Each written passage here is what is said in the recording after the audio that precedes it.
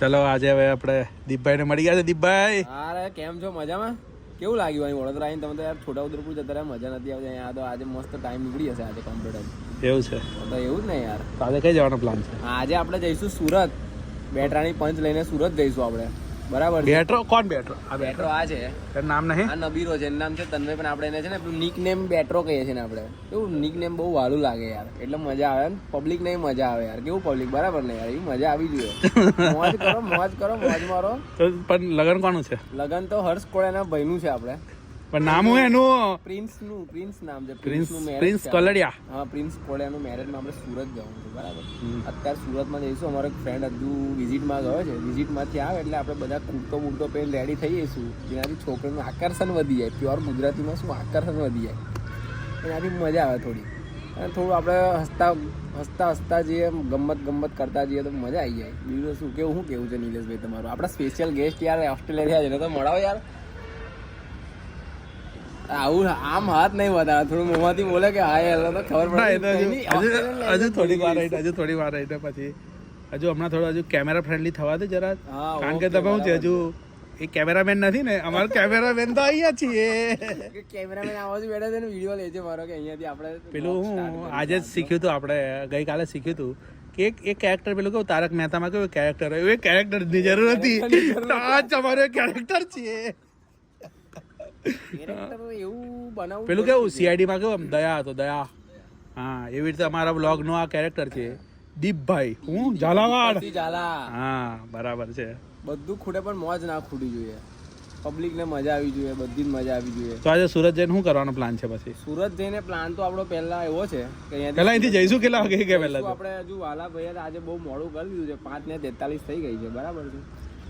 તો ઓલમોસ્ટ 6:30-7 વાગશે એટલે બરાબર. એટલે આપણે 2-3 ટોલ ક્રોસ કરતા તો આપણે જોવો ને 8-9 તો વાગીએ. સુરત પહોંચી 10 વાગે. અહીંયા ગરબા ચાલુ થશે 9 વાગે. 10 વાગે જેવા ગરબા ચાલુ એટલે આપણે સીધું ગાડી મૂકીને સીધું ગરબામાં કૂદવા જ માંડવાનું.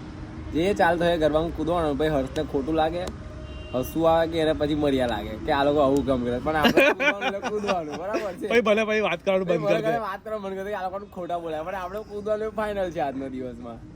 પછી આપણે પણ તે વખત ખોટું લાગી ગયું ભાઈ રહેવાનું. હું રૂમ નહીં આપે તો લોચો પડી જશે. આપણે ગાડીમાં ના પહેલા એટલે જ કહું છું, પહેલા રૂમનું સેટિંગ કરી લઈશું. પહેલા રૂમનું સેટિંગ હતું. અમારું ઊંઘવાનું બધું કેવું છે? હા, એટલે પહેલા જઈને જ જગ્યા લઈ દે.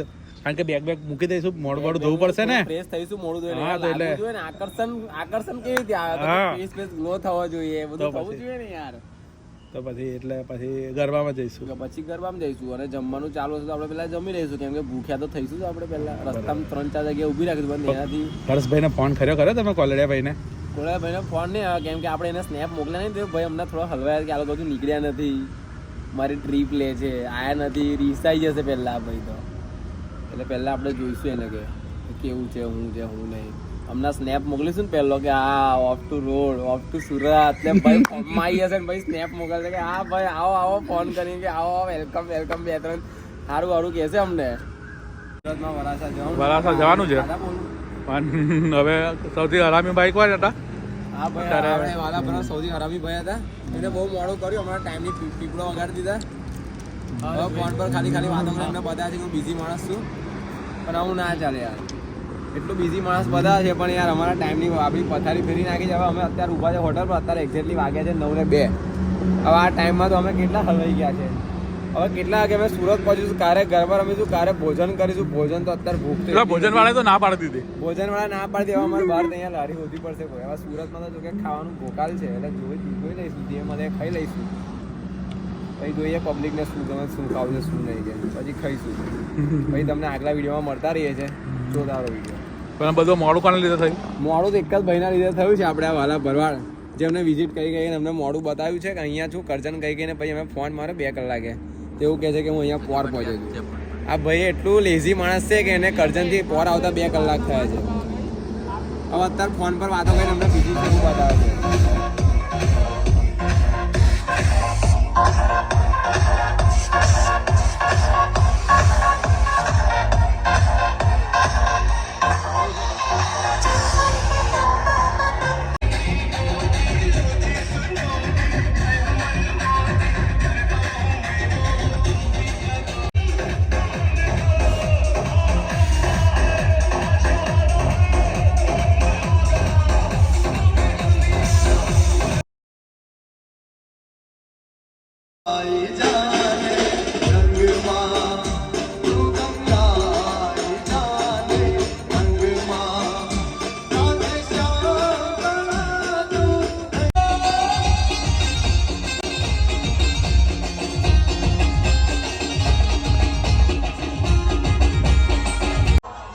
અને વળી ભણવામાં લાગેલા જોન હીરોભાઈ રોટલી કરવા બેહું તો મારી રોટલી બળીને ખાખ થઈ જાય હો રોટલી કરવા બેહું તો મારી રોટલી બળીને ખાખ થઈ જાય હો હે તમે મળવા મને ચંપલ રોડા